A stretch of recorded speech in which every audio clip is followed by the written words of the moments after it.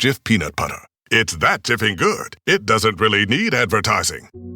So instead, enjoy the calming sounds of the ocean.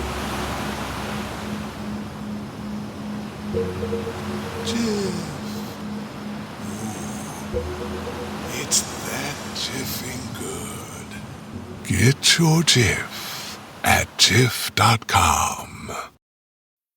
Welcome to Sephora. I'm looking for a perfume that's not too perfumey. I got you. Serum moisturizer or moisturizer serum. Let's get into layering. My concealer is making me look worse? Sounds like the wrong shade.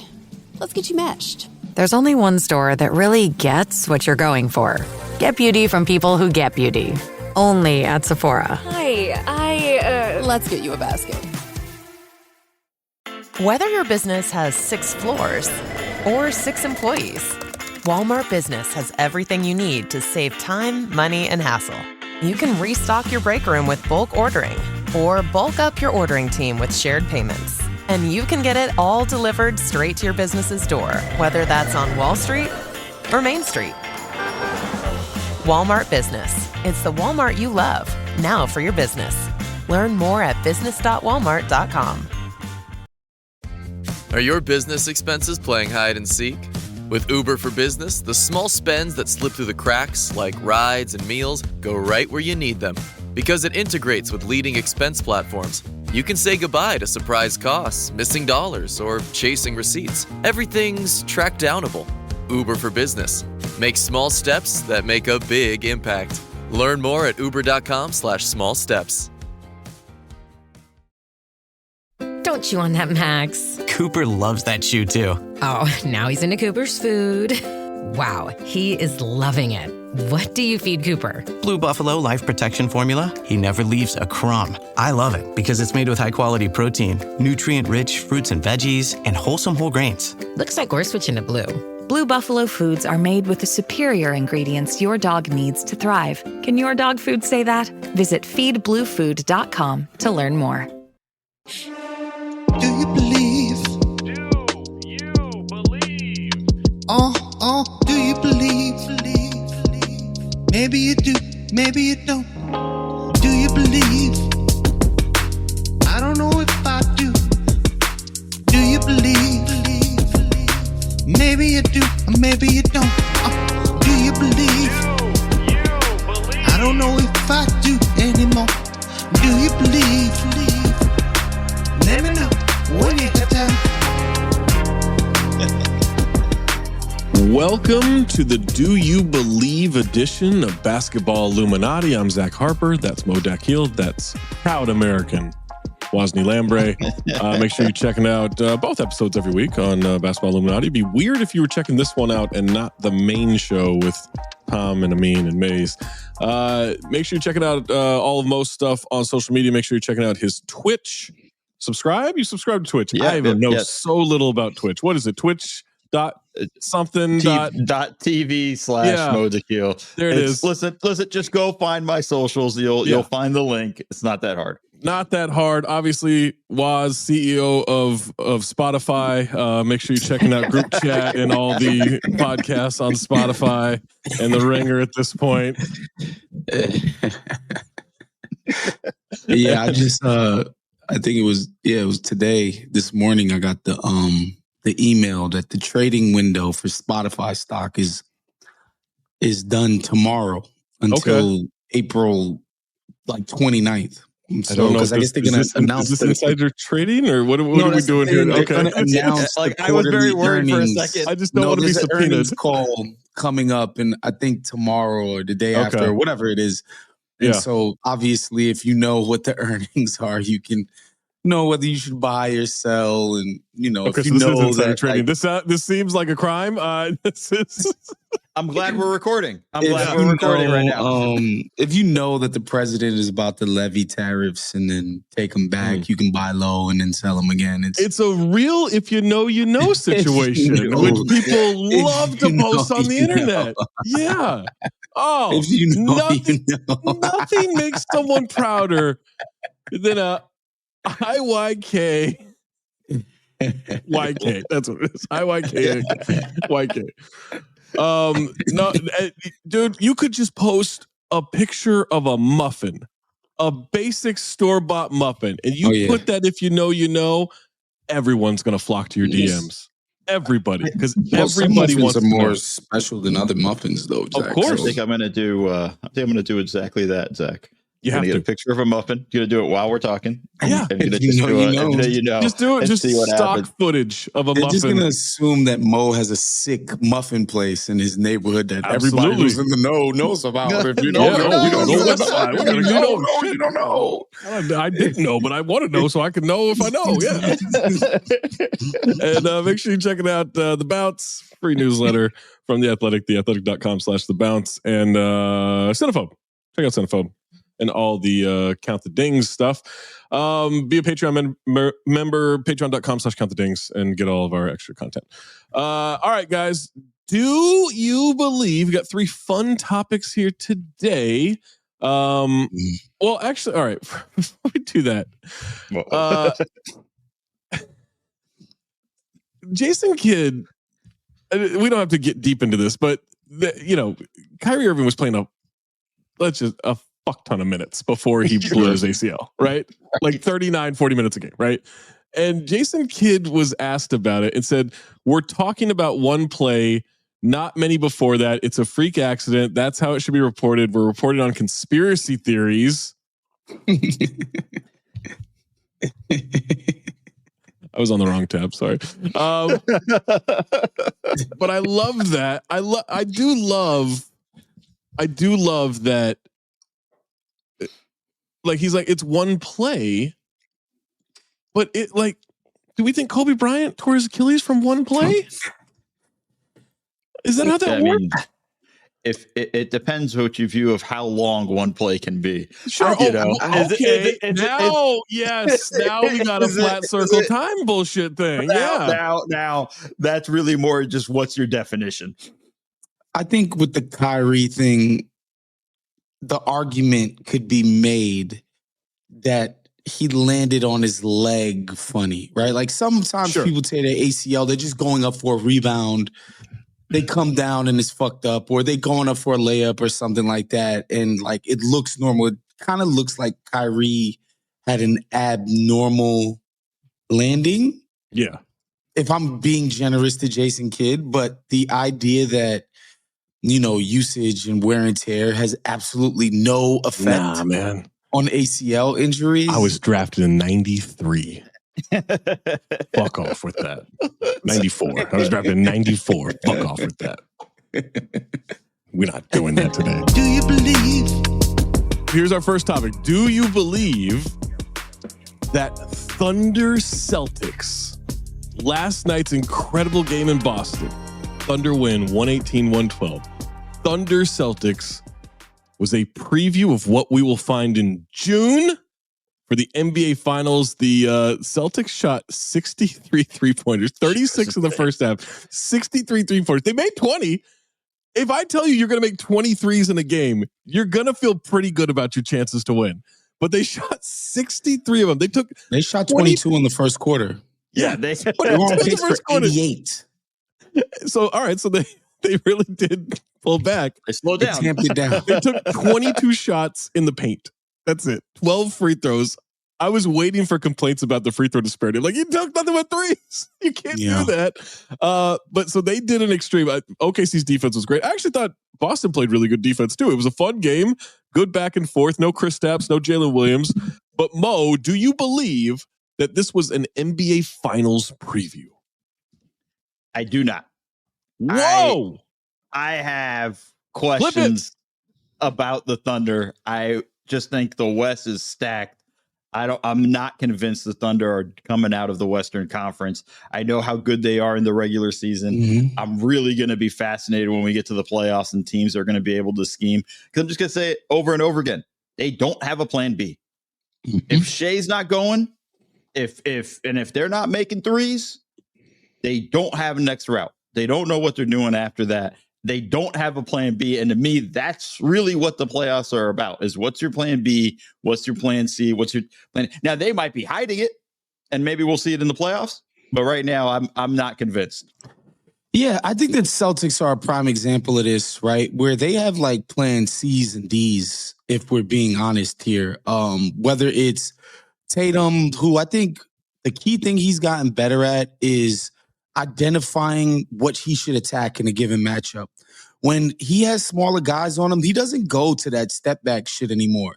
He tries to bury these guys in the paint, get to the line, etc. As soon as the big man drops in pick and roll, he's firing that thing.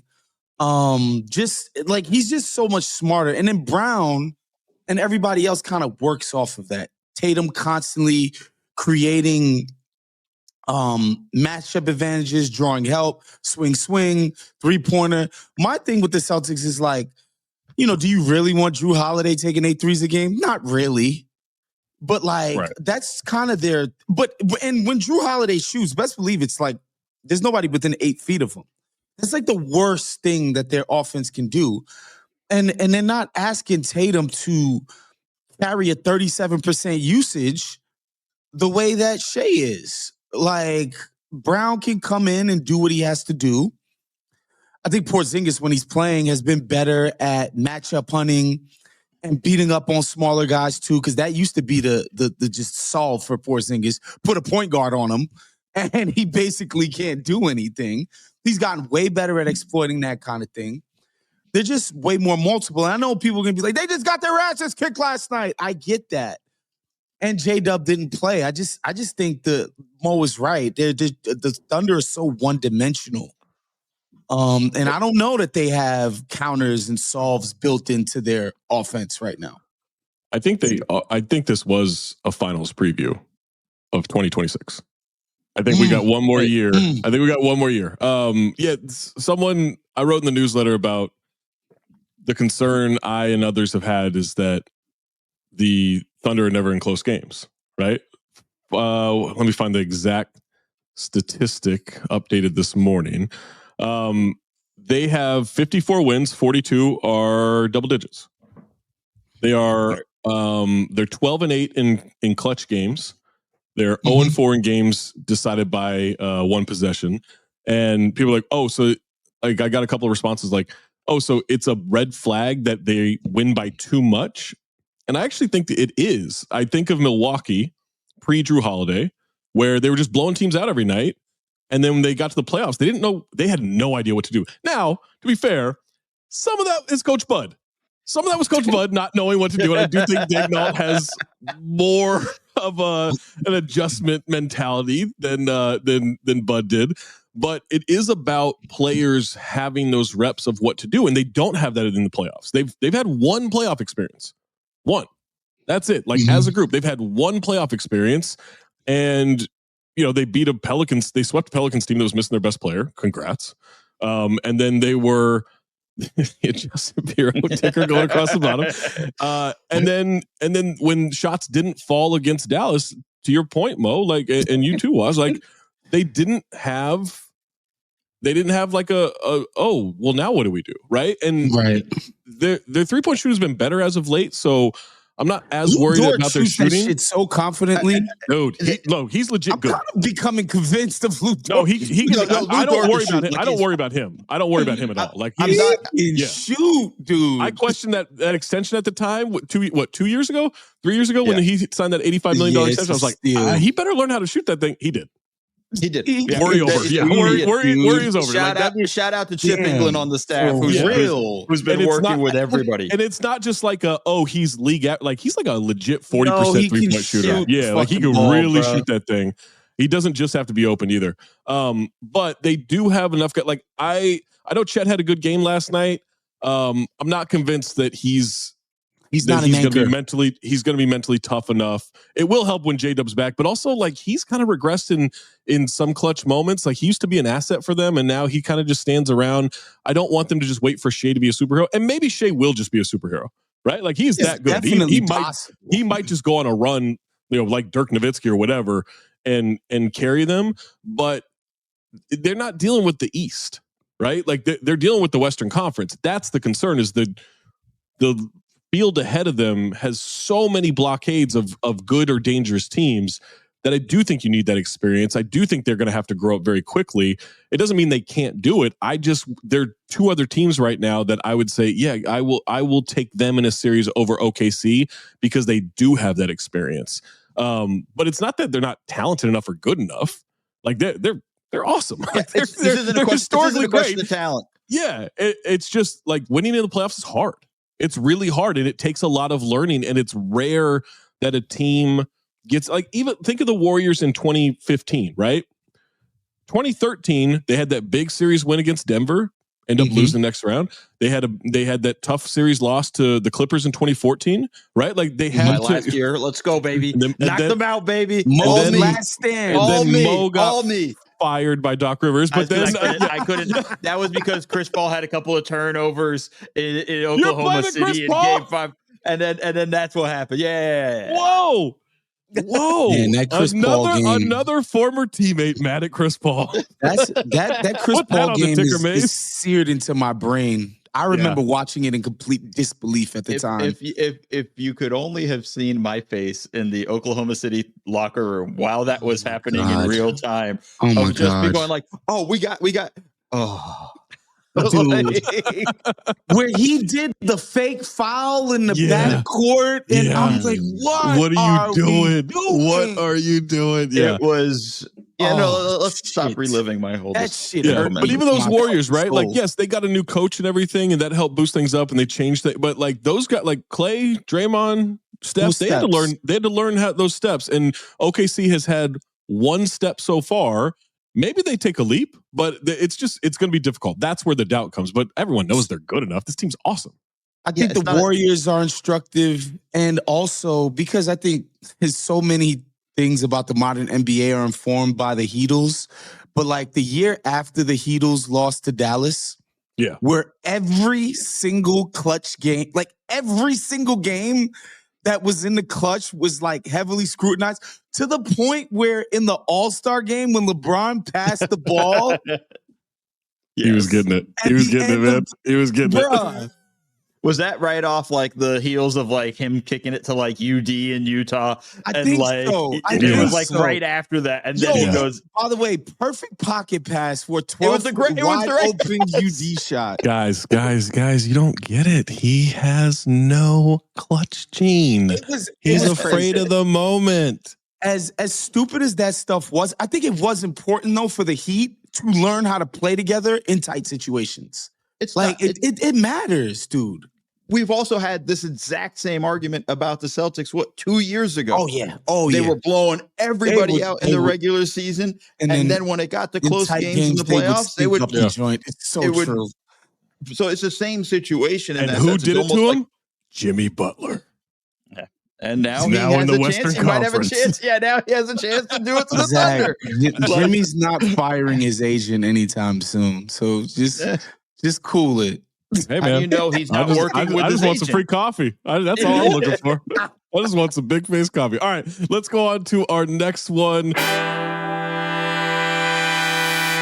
Hello, listener. It's Producer Maze here to talk to you about Quince and their cookware. Cooler nights mean cozy meals at home, and Quince's cookware has made fall cooking so much more enjoyable. Their pieces deliver the quality and performance of luxury brands, but at a price that makes sense. And they look gorgeous on the stovetop, too. No matter what item you need to complete your kitchen, Quince has you covered. With 5-ply stainless steel pots and pans, nonstick skillets, chef-quality knives, and even ceramic bakeware, which is perfect for cozy casseroles or Sunday roasts. And when you look at these prices, you might think, how is Quince doing this? How do they deliver high-quality items similar to high-end brands that are half the price? Well, let me tell you, they partner directly with ethical top-tier factories to cut out the middlemen and pass the savings on to you. And it's not just cookware. I got myself some bath sheets. That's right. When you're a tall man, you have to use bath sheets, not bath towels from Quince. It's like drying off with the cloud. It's incredible. Upgrade your kitchen for cozy fall meals with premium cookware from Quince. Go to quince.com/dings for free shipping on your order and 365-day returns. That's QUINCE.com/dings, DINGS, to get free shipping and 365-day returns. Quince.com/dings. Listener, listen up. This is important, okay? I'm going to try to save you some money here. If you're still overpaying for wireless, it's time to say yes to saying no. At Mint Mobile, their favorite word is no. You may think like, oh, that's bad. No contracts, no monthly bills, no overages, no hidden fees, no BS. Here's why I said yes to making the switch and getting premium wireless for $15 a month. You heard that correctly. $15 per month. Ditch overpriced wireless and the jaw-dropping monthly bills. And of course, there are all these hidden fees and stuff, but at Mint Mobile, plans start at $15 per month. All the plans come with high-speed data, unlimited talk and text. You're not doing like weekend and nighttime minutes or anything like that. And it's delivered on the nation's largest 5G network. Use your own phone. Don't have to get a new phone. Use your own phone with any Mint Mobile plan and bring your phone number along with all of your existing contacts. I switched months ago. People have asked, did you actually switch? Yes, I actually switched months ago, and I don't know what to do with all this extra money. I've cheated the system here. I've rigged something. This is an Ocean's 11 situation where I'm stealing wireless from Mint. That's how good a deal it is. Ready to say yes to saying no? Make the switch at mintmobile.com/dings. That's DINGS. That's mintmobile.com/dings. Upfront payment of $45 required, equivalent to $15 per month. Limited time new customer offer for first 3 months only. Speeds may slow above 35 gigabytes on unlimited plan.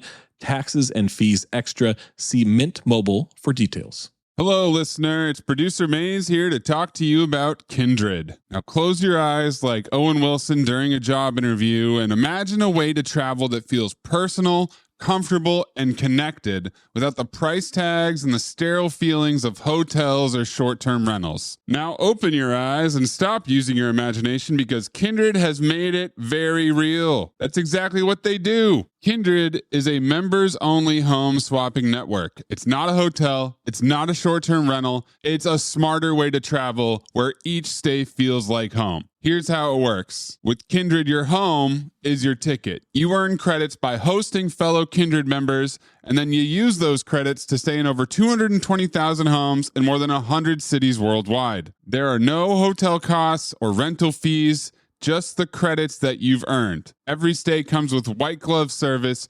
24/7 trip support, and $100,000 in host protection. Make it easier for you to travel and enjoy yourself and not worry about details. I've used Kindred and I found an amazing home for a weekend getaway in an idyllic location with amazing views and great ambiance. It had everything I needed. And the best part was, it cost me $0. So apply now at livekindred.com and use code DINGS to join for free.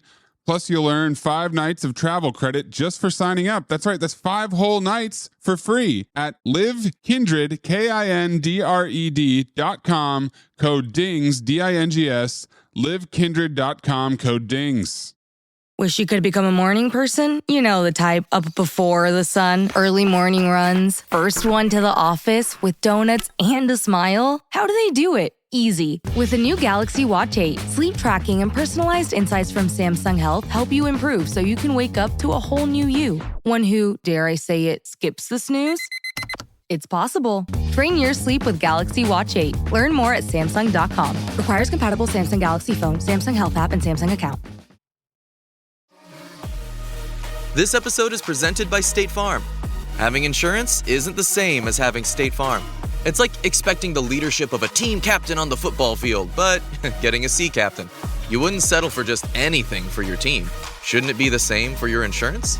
So don't settle for just any insurance when you can go with a leader. State Farm.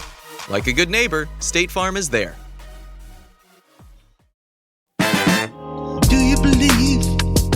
Do you believe the Minnesota Timberwolves have figured out the Denver Nuggets? They housed them last night, 115-95. Michael, don't call me Mike Malone, pulled the starters with 5:05 left in the fourth quarter, waved the white flag, and this was the third win of the season by the Wolves over Denver. They're 3-0 this year. This is after taking down the defending champs in the second round of the playoffs last year. They traded Karl Anthony Towns away. They brought in Julius Randle. Doesn't matter. Still there. Still dominating Denver. Rudy Gobert has done a great job of just kind of eating those points against Jokic. He had 34 last night, but he didn't have the assists, didn't have the rebounds. I thought Gobert was great. Ant was great. Jaden McDaniels was great. Julius Randle was really good last night. Like he simplified some of his offensive attack. If he plays like that, then I don't know, maybe. I'm not convinced though. But you didn't sound convinced when you said maybe. Because we've had that conversation a lot. That's why. It was that tone though, right? McDaniels was great. It was Julius great. Randle was okay. He was like, fine. He figured it out. He had a good game. Maybe. He's when he doesn't, he should be fined $1 million every time he dribbles more than 3 times. It just should be $1 million. But this Nuggets team is really good. Jokic might be the MVP. He's been historic, but Mo, they can't get past the Timberwolves. Have the Timberwolves figured out these vaunted Denver Nuggets?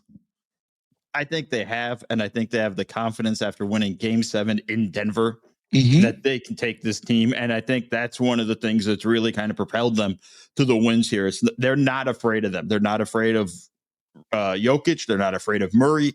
They kind of have them sort of figured out. And this is a little bit of a weaker Nuggets team. I know, listen, Aaron Gordon. I know there's stuff with issues and that stuff, but this team does not shoot the 3 ball all that well. Like it's, a lot of games we're watching where Christian Brown, is continuing to shoot way more shots. Back to Braun, buddy. Way more shots than anybody. There are games where I'm like, how did he have 20 shots in this game? It's like, because everybody's giving it to him. And he can make all 20. Teams are going to continue to be like, as long as Jokic isn't shooting it, as long as Murray isn't shooting it, we're going to be fine with this. And I think, Minnesota has a really good game plan against them. I think Rudy, like you said, does a good job of just, I'll take the points. We'll get crushed on the points, but we're not going to give up him diming out everybody and orchestrating the offense the way he is as a conductor. I do think they got him figured out. I tend to agree with Mo, and part of it is 2 guys specifically. It's Murray just cannot get comfortable against this team. Like, he just can't. Normally when Denver's 2-man game is working, it's like Murray just starts punishing you at that fucking elbow with that elbow jumper. And if you go underneath, just punishing you with the 3. And it's just like at a certain point, you start overcommitting. And then that's when Jokic gets going. And that's when your whole game plan falls apart. But Denver is just like, the Wolves are just like, we're harassing this guy. We're fighting over the screens. We're making him feel our length at every single moment of the game. And he just looks like a shell of himself. He doesn't look like an all-star player when he's playing against the Wolves and their length and their physicality. They're being so physical. And then the second part is Ant Edwards loves every single matchup against the Nuggets. There's not a single Nugget that he fears in his individual matchup. And the second they try to bring some level of help towards his way, he's smart enough now, wise enough now to get off of it quickly. You know why? You know what he credited? He said he's been watching a lot of Luka Doncic and how he handles double teams. Wow. Last night. Yeah. That's dope. Yeah. Well, that's smart. That's a smart idea. Luka Doncic is one of our most gifted. And Dame on how to shoot better. Now he shoots 42% on 10 threes a night, and watch Luka Doncic. He's figured out what Denver wants to do. And Brown, Zach is fucking me up now. Brown is usually physical enough for most of his matchups. He's not usually getting beat up on physicality when he's, in his wing matchups, but Ant's just stronger than this guy.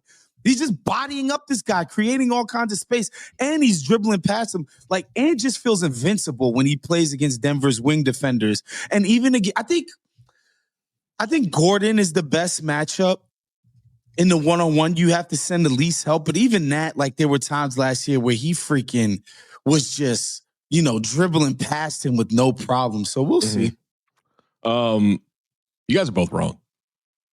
I don't know if you remember the series last year, but Denver won it by 20 in Game 7. They did. Word out of Denver when the loss happened in Game 7. These guys were so tired. They were so tired.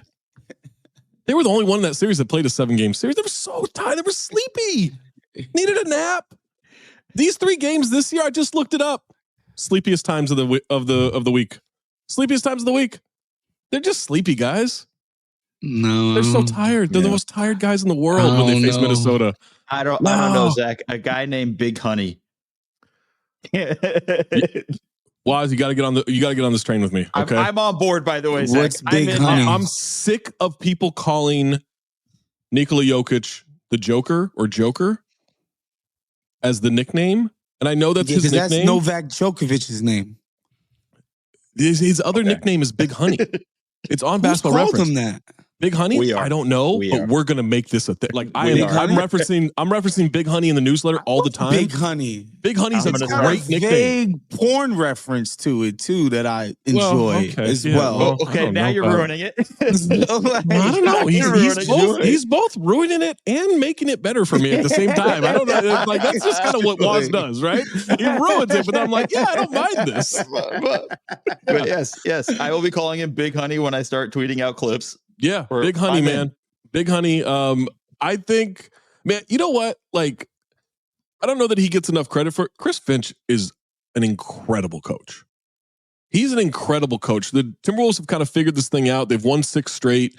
They're right on Golden State's heels for top 6 in the conference. You know, one of those teams is going to have to fall. I don't think anybody can catch Houston or Memphis. Memphis is in the 2 seed now. Maybe Houston or the Lakers, whoever could fall. But that's going to be an incredible race of seeing like who between the Warriors and the Wolves sneaks out of that play-in tournament and gets the prize of facing maybe Denver in the first round. And if you're Minnesota, you probably don't fear that at all, right? Yeah, let's play Denver. Yeah, we've beaten them 4 times in a row now, and we know how tired they get. I also don't think Minnesota's that afraid of Oklahoma City either. No, why would you be? They've been able to really give it to them, and it's been a back and forth for them. I think the season series is tied. I think they match up pretty well with them. Like I think they're not afraid of either Denver or Oklahoma City should they end up falling into that situation. I don't, for whatever reason, I don't love that matchup for Minnesota. I know I like everything you're saying is true about how that's gone, and I don't think they fear them. I don't think that would go well in a playoff series, but I might just be wrong about that. I don't know what it is. I just have this feeling like I don't trust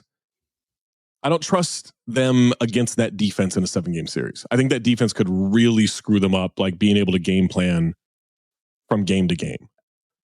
Yeah, just going off what we've seen though this season, I think again, for me, a big part of it too is Minnesota's confidence. I don't think Minnesota's looking at them going like, damn, we're really afraid of these guys, or this is going to be a real tall task for us. I think it's closer than a lot of people will realize in that series should they play Oklahoma City. But that's just a new question. That's where you're at. Do you believe the Minnesota Timberwolves are going to win it all? That's a yes all across the board. All right, we'll move on to our last subject. Congrats. See you in June, Minneapolis. Are you a forward thinker? Then you need an HR and finance platform that thinks like you do. Workday is the AI platform that helps propel your organization, your workforce, and your industry into the future. Workday, moving business forever forward. For a limited time at McDonald's, get a Big Mac Extra Value Meal for $8.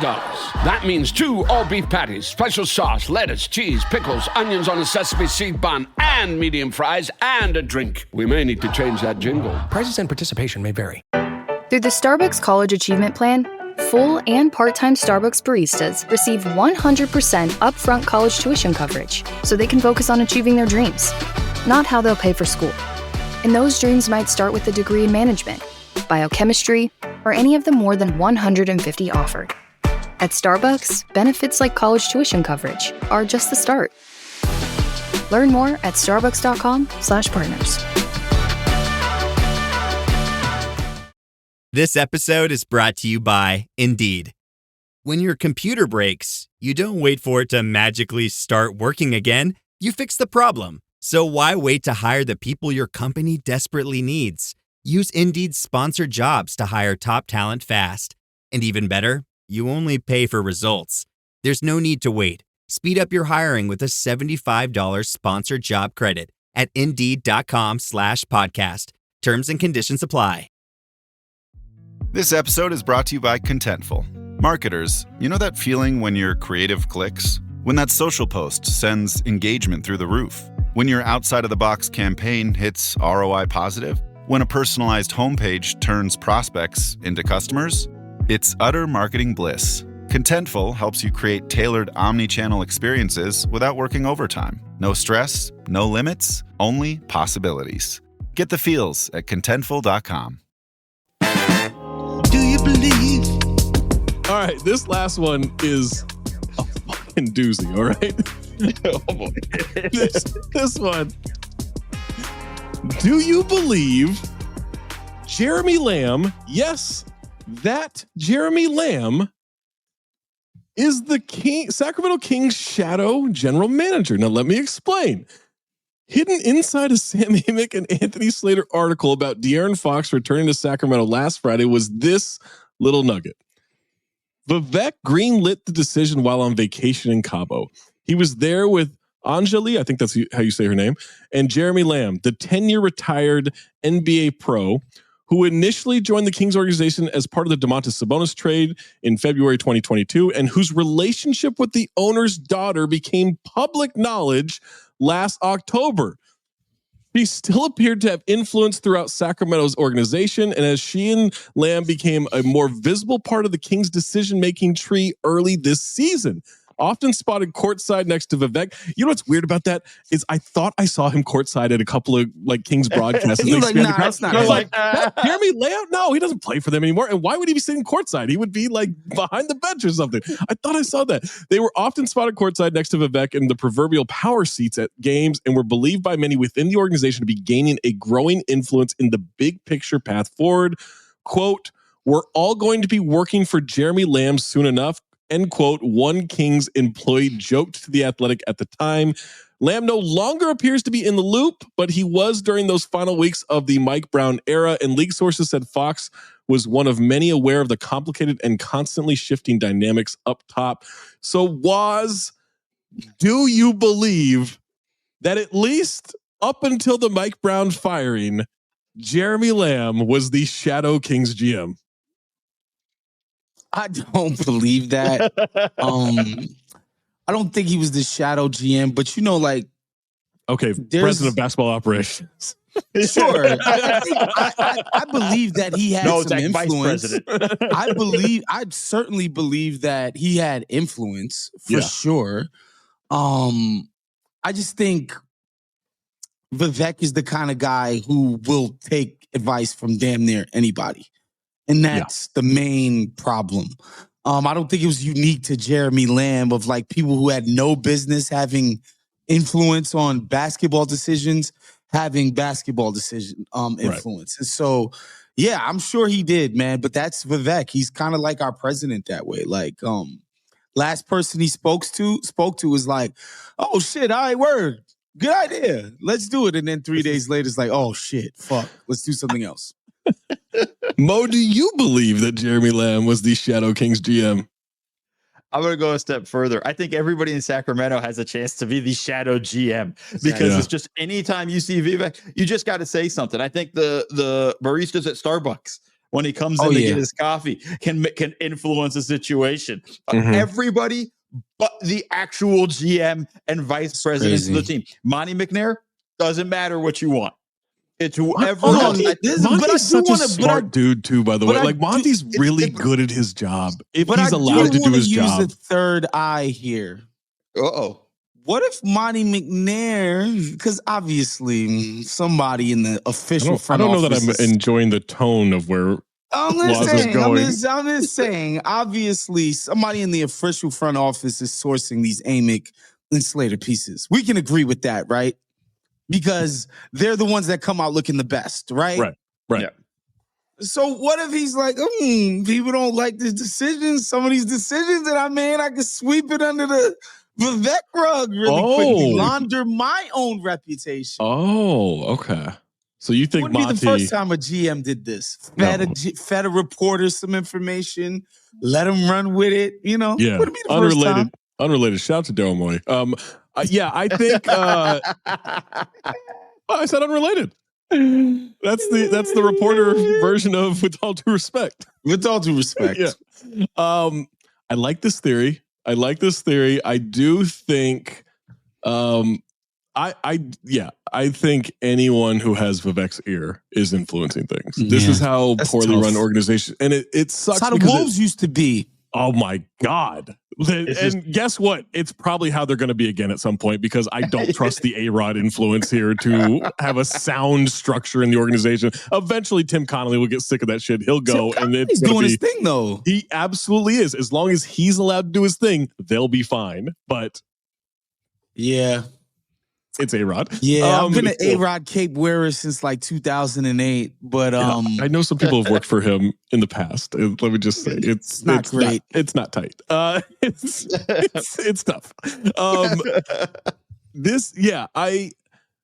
It sucks because this organization was such a joke for so long, and as someone like I covered them, pretty closely for a couple of years, and it was a mess, man. Like, I mean, Tyreek Evans' brother and his trainer had so much influence over the Maloofs at the time, and it was just, oh my God, it was such a mess. And so they wait, have I told you guys the Oprah Winfrey thing? I don't think so. So this is my favorite. All right, I can say this. Tyreek, had like an interesting past. And this is when he was a rookie. This is when he was like storming the league, and he's going to be rookie of the year, everything. 25-5. 25-5, man. Oh my God. That's how you distract everyone from watching a 24-win team or whatever they won. And so like Tyreek was legitimately interesting and incendiary, and he was fantastic to cover and everything. And he had this interesting story and like a bit of a tough past where he had some accusations about like being involved in a murder and everything. And so there were reporters that wanted to like tell his story. And I think it was either his brother or his trainer said, yeah, we're not going to do that. We're not going to talk about it. We're saving that for when he's on Oprah someday. Like that was, dog, they had aspirations. Let me say, like they had aspirations. Can't be mad at them for having goals. Lord have mercy. Dreaming big. It's incredible.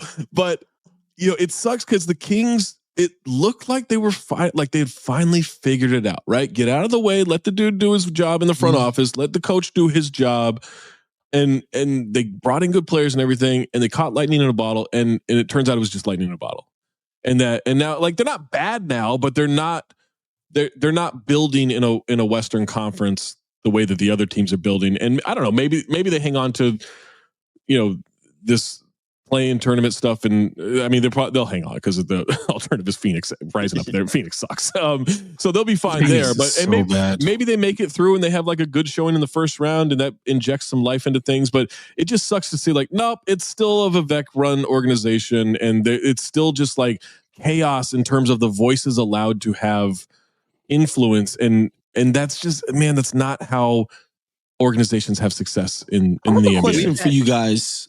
Would the league be better with 30 competent owners? No. I'm anti-parity. No. This is like, I'm mad that Vlade Divac isn't employed. He was a great GM.